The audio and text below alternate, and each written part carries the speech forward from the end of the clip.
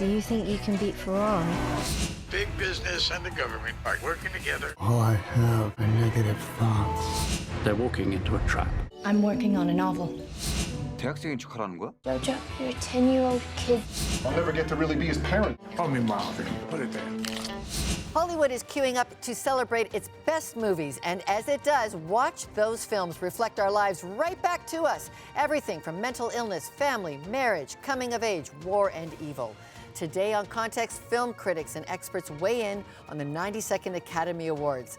Plus, the long road to getting Christian identity in film. Far from the Oscar spotlight, but no less controversial, the American anti-abortion film Unplanned is causing heated debate in Canada again. Movie night begins now. Marriage and Netflix make a big hit at the upcoming Oscars. The executive producer of the annual Toronto Film Critic Association Award Gala is Brian Johnson. Brian's with us. He watches over 50 films during awards season, and he's also the film critic for Maclean's magazine. So, Brian, let's start with Marriage Story. This has kind of caught everybody by surprise, how much buzz this movie is getting. Well, it's a rare thing, Marriage Story. You know, when we go to the movies, we're often looking for big, escapist, larger-than-life, expansive cinematic films. Marriage Story is the opposite of that. It's very interior. It really revolves around these two characters played by Adam Driver and Scarlett Johansson, and it takes us on a granular, intimate level into the heart, not of a marriage so much, but of a divorce.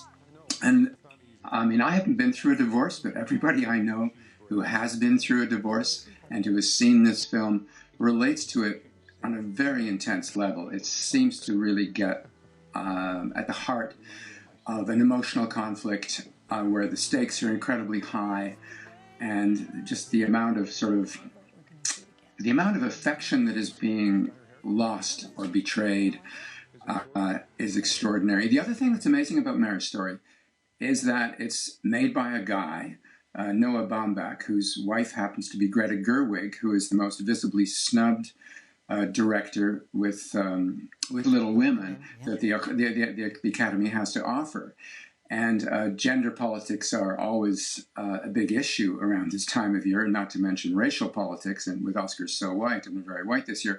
But this film really does try to achieve some kind of parity between the man and the woman, in the sense that some people argue, well, no, it's too much in favor of the guy, and some people say, no, it's too much in favor of the woman. And, you know, he plays a director, Adam Driver, and Scarlett Johansson plays an actress, so it's a showbiz story as well. The director sort of has a kind of power that she doesn't, yet she seems to have more of an edge in other ways. But actually, people actually argue about it not along gender lines. So it's not as if the women are saying, well, you know, it's too biased in favor of the guy necessarily. Okay, so I think it is like you said, that granular look, though, on a very personal part of so many people's stories. Let's move also to Once Upon a Time in Hollywood, because you've been writing about, you know, the nostalgia hunt. That's this, like lots of old memories, old white guys. Why is Once Upon a Time in Hollywood filled with such nostalgia, making such a hit? Well, it's interesting. Like Marriage Story, it's also about people in showbiz, but on a very different level. I think it's Quentin Tarantino's love letter to Hollywood. I think it's the most sentimental, in a good way, film that Tarantino's ever made. There's more affection and love in this film. It's a buddy movie that is virtually plotless, really, except for the simmering Charles Manson and his witchy coven of female acolytes. It's in the background of the story, and that eventually sort of pays off the ending of the story. But in terms of the relationship between the stuntman, played by Brad Pitt, and the actor, played by DiCaprio, it's just an incredibly warm, supportive relationship between these two guys. It's a kind of buddy movie without the usual conflict we would expect between them. And the great reversal, of course, is that Brad Pitt, as the stuntman, as the working Joe, actually comes across as the kind of movie star they don't make anymore. And Leonardo as sort of the put-upon, insecure, flaming out actor worried about his career comes across more as a character actor kind of role. So that's for Both these movies, though, actually kind of play off each other on that whole deep dive into relationships, don't they? Yeah, and I think the acting and script in both cases are superb, and they're nominated in those categories. I think Brad Pitt is a shoo-in to win Best Supporting Actor. I think it's the performance of his career, and it really is kind of like a lead role on a par with Leonardo's. Okay. Adam Driver is on such a roll; he's everywhere, and people love him. And I think he's a very strong contender for Best Actor, with, of course, his biggest challenger probably being Joaquin Phoenix in Joker. Okay. Brian, we got to leave it there. I don't know how you do 50 movies plus in a year, but... I don't keep track. You're keeping track. I give you a ballpark. I have no idea how many. Okay. All right. Brian Johnson, Maclean's movie critic and the director for the Toronto Film Critics Association. Thank you. Thank you. Well, the South Korean film Parasite has the Academy's attention this year with 6 nominations, including Best Picture, Best Director, National Film Post Chief Film Critic Chris Knight. Let's talk about this international hit, Chris. And it's not about a virus attacking the world, Parasite, is it? No, although that you could be forgiven for thinking that with the title, but it's actually quite a funny movie among various other things. It's not sort of laugh out loud all the way through, but it is quite a ride and very humorous at times. Okay, I've seen it. I agree. And I was afraid to go see it because I thought it would be about a scary virus all over the world. But it's actually something very different, and it's very deep about human nature. Why do you think it's resonating like it is? Well, I think this is a sort of picture that it is South Korean, but I think people here can enjoy it, and I think people around the world can and are enjoying it. I saw it at the Cannes Film Festival, and it just knocked my socks off. It's kind of an economic comedy, if you will. So if you can imagine Groucho Marx meets Karl Marx. Okay, and it's about family. It's about 2 different classes, very rich, very poor. What do you think we're seeing about family in this movie?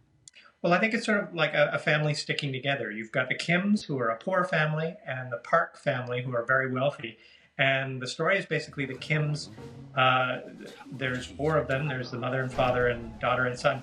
They all managed to find work in the Park household by sort of disguising the fact that they are a family. And so the Parasite, the title, is this sort of poor family living off the rich family. Okay, well, we don't want to spoil it too much for others, but the other one I absolutely loved is Little Women. Little Women. What do you think has resonated with audiences with this beautiful movie? Well, I think it's just a lovely story. It's a very old story. Louisa May Alcott wrote the novel in the 1800s, and it's been adapted a number of times. I think most recently in the 90s. But Greta Gerwig, the director and writer of the film, apparently loves the story, has loved it since she was a little girl, and wanted to make her own version. And it's sort of a slightly more modern take, I guess. And is it saying anything in this age of Me Too? Is it saying anything about women that is giving us a fresh voice, or should I just look at it as a great historical piece? No, I think you could look at it through sort of a modern eye as well, because one of the characters, Saoirse Ronan's character, is a writer who's trying to find her voice and make her way in the world, as a lot of people now are. So I think it resonates in that sense. And I think also just the fact that Greta Gerwig is a female director and an incredible director, in my opinion. So it's got her viewpoint of it as well, which I think having a woman tell this story is important for the story. It absolutely was. National Post Chief Film Critic Chris Knight with that look at 2 in the Best Picture nominees. Thank you for joining us. It all begins with the flicker of an idea. A screenwriter expands it and develops it into a full-blown story. So where do those ideas come from, and what do they say about our culture? Babette Buster is a screenwriter and story consultant who's worked in Hollywood for decades. She joins us now from Los Angeles. Babette, it's great to have you back on the show. I'm remembering when you came and did a seminar with us. And I just want to wonder with you, is there anything in these Oscars that reflect God's heart for the human race? Well, I think we're hardwired to be storytellers, and we're called to be creators, co-creators, and cultivate a garden. And stories represent a sort of a release of a pressure valve on our culture where we're trying to make sense, coherence out of the chaos in our lives. And absolutely, these stories that rise, within the Oscar award season. And there are many stories that aren't represented here. After all, I mean, it's a field of several thousand films, and we're just seeing the top 9 for Best Picture. They're all filmmakers who are struggling to ask, the big questions of our times, whether it's about evil, marriage, being a good father in the face of trying to achieve your dreams, what is war, and class distinctions as we come into a world now that is much more about class war than it is about anything else. So yeah, I think this is very important to all of us. Okay, so let's talk about one of those important topics, Bombshell. Bombshell's up for a number of different awards. This is the great coming to conscience of Hollywood, is it? Tell us about Bombshell and what it's saying. Well, Bombshell is obviously coming out of the whole Fox News and Fox Network issues around the Me Too movement. And it's happening, obviously, as we're also going through, finally, the Harvey Weinstein trial. But there's been a whole season of what they call, the top scalps of media moguls in Hollywood who've been outed for their power politics. And Bombshell reflects a way to go into that story and see how women are co-opted in order to have career opportunity. They have been obviously co-opted since the beginning of time, and certainly since the beginning of television, in how they can move forward. And women have been talking about this and no one has been listening. And that is the big mantra of the Me Too movement. At last, people are listening, and Bombshell sheds a light on that. Frankly, it has these major stars, Charlize Theron, who's also producer, Nicole Kidman, Margot Robbie, and we get a multifaceted view. It's not just one woman against the system, a multifaceted view of how power actually works. And Bobette, it's been like a great corrective, hasn't it? A great conscience, the whole... Well, there's lots of, yes, it is a corrective. There's all in the discussion in Hollywood of how, an awareness now of how do we act as adults with each other, and what is power, and how do we behave in the face of power. It's been a huge consciousness raising. Now, there's a lot of discussion of where do we go from here? How can we create more opportunity? I mean, the Academy itself, the Oscars itself, is still very white and all male oriented. It's not diversified enough. There's a lot of backlash and anger this year at the caliber of the nominees, not reflecting really what the culture is going towards. Okay, Bobette Buster, thank you. It's actually been an amazing thing to see such a huge outcry and well reflected then in the movies that these correctives are undertaken. Bobette Buster, screenwriter, story consultant, thank you. Thank you. Well, the hashtag #OscarsSoWhite started trending back in 2015, and 6 award seasons later, the hashtag is still front and center at this year's awards. With us today, April Rain, the founder of Oscars So White. She's in Washington. April, it's crazy how your provoking on this issue has kept a conversation going around the world. What's delighted you most about this round of nominations? Well, for sure, one of the biggest highlights for me is in the Best Animated Short category. This is a story called Hair Love by Matthew Cherry and produced by Karen Tolliver. And it's just a 6-minute joyous film about a dad who is attempting to tame and comb the beautiful wild hair of his young daughter. Hair Love is an amazing story. The funding for Hair Love was actually crowdsourced on social media. And then a book was produced that became a New York Times bestseller, and it was then shown as a film as a preview to Angry Birds 2, and is now back in theaters for Jumanji 2. It's a fantastic film, and I'm definitely rooting for it to win the Oscar in a few weeks. Yeah, in a beautiful way it's been placed in, but the Academy itself, even though making an effort to be more diverse, on the Best Pictures, it didn't do so well on Oscars So White. The Academy, the membership is still 84% white, 68% male. Have we got a long way to go on this yet?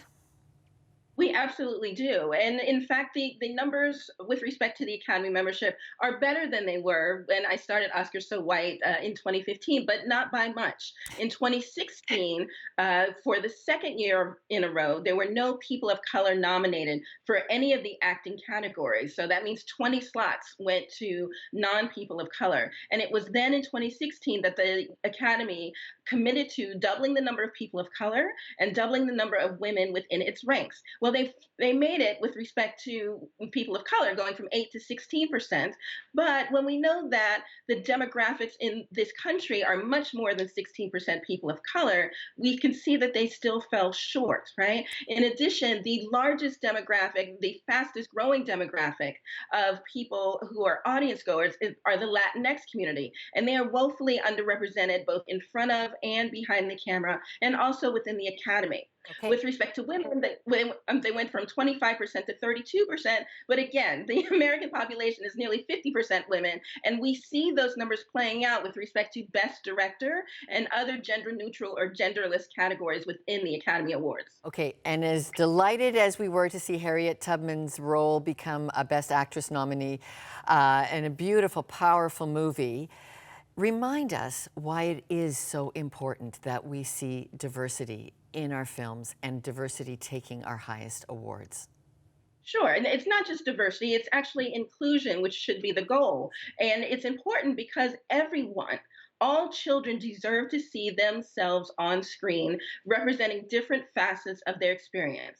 Oscar So White has never been just about race. It's not just a black and white issue. It's also sexual orientation, it's gender identity, it's disability, it's age. Everyone from traditionally marginalized communities should have more opportunities in front of and behind the camera. You know, Little Women was a fantastic film, but it's been remade 2 or 3 times now. And every time something comes out that's a reboot or a remake or a sequel, that means that an original story cannot be told. And that's what we're talking about. Who is telling the stories and whose story is being told. All right, April Rain of Oscar So White, thank you for joining us. My pleasure.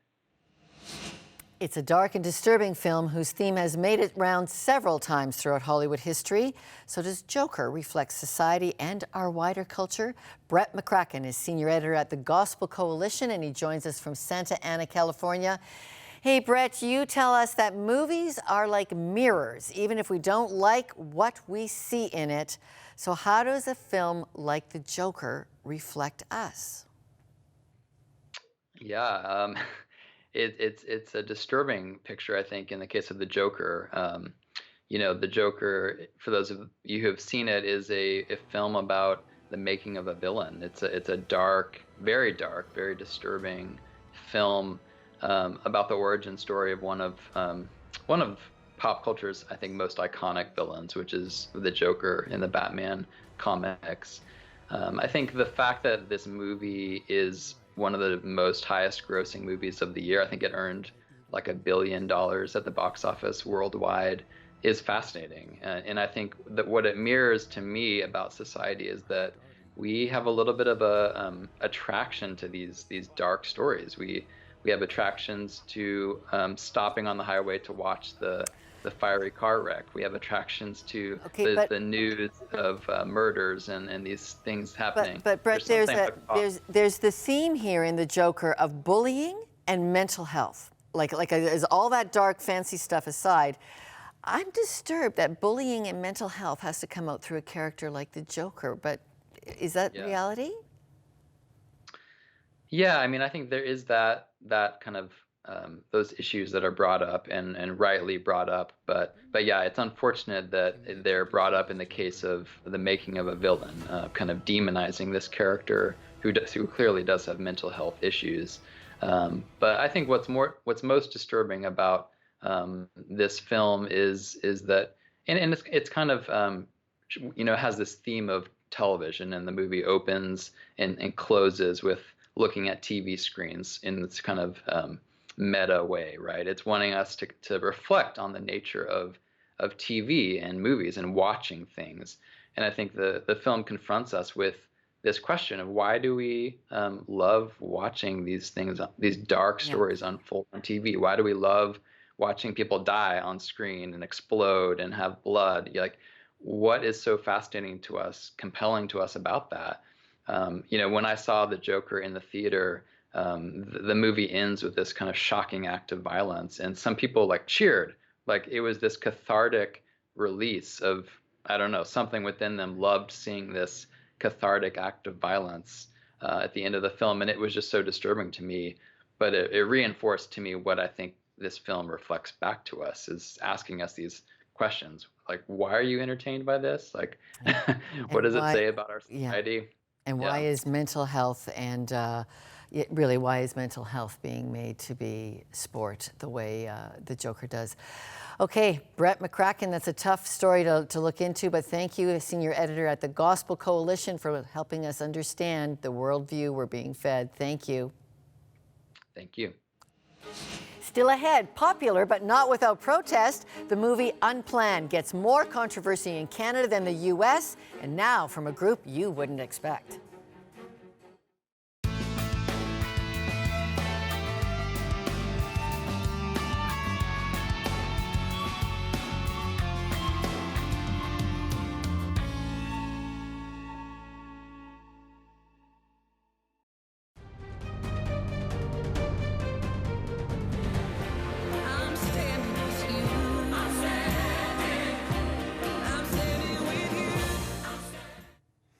Well, that song is nominated for a Best Original Song this year at the Oscars, and it's from the faith-based film Breakthrough.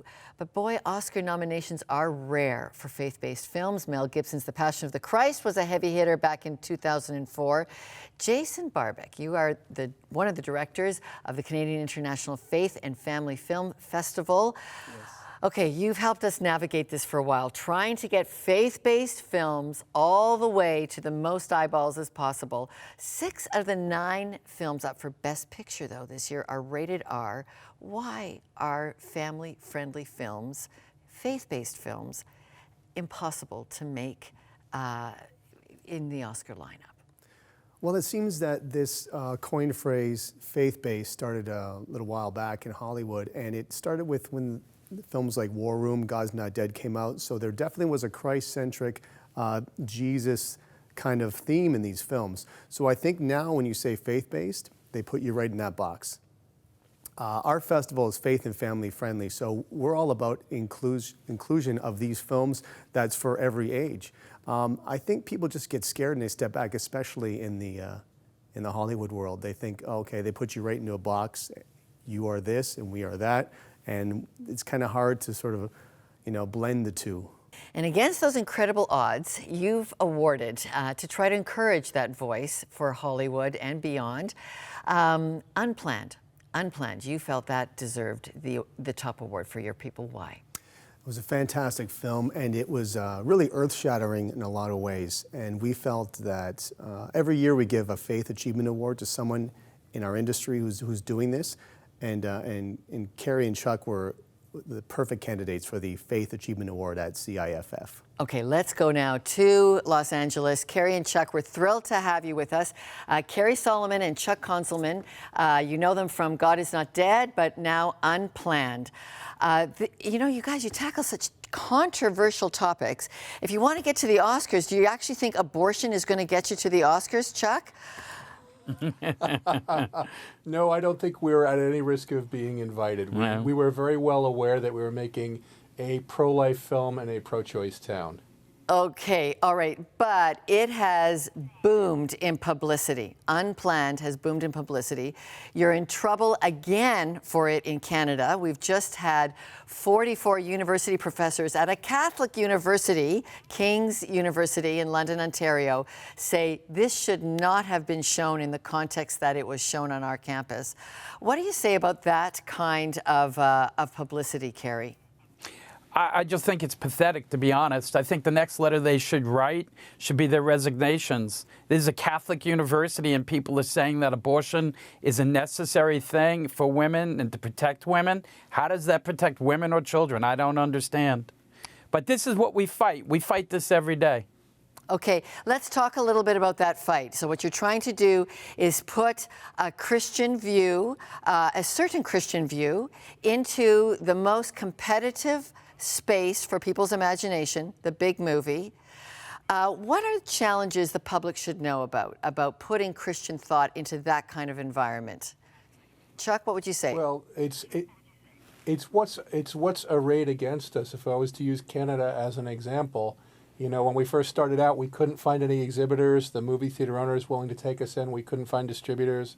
We actually had Katie Telford, who I believe is the chief of staff for Prime Minister Trudeau, ranting for a full weekend before our theatrical debut that this had been allowed into Canada. So they're not decrying censorship, they're decrying the failure of censorship to keep this idea out. So let's just talk, though, about worldview, because in this week that we're looking at the Oscars, these are the biggest movies that shape our worldview. You guys with Unplanned are just an example that not all worldviews are welcome, and it certainly isn't.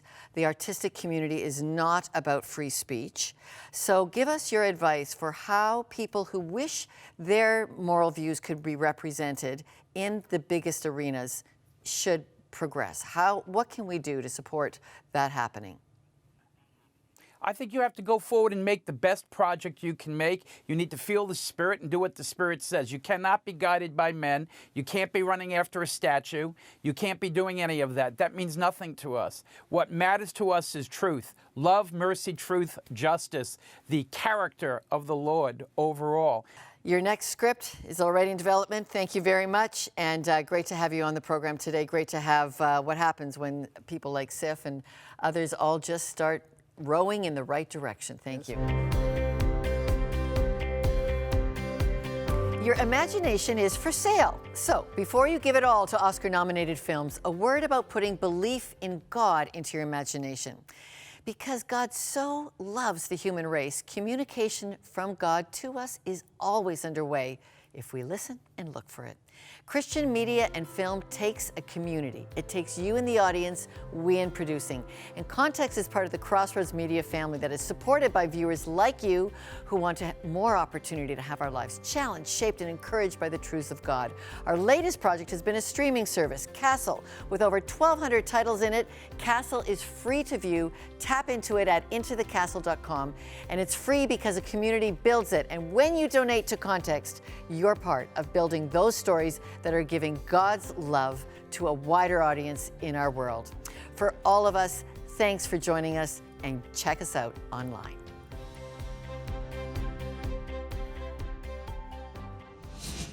That was our full show. That's posted every Thursday on YouTube. Don't forget to subscribe and hit the notification bell to get our weekly episodes and web exclusives.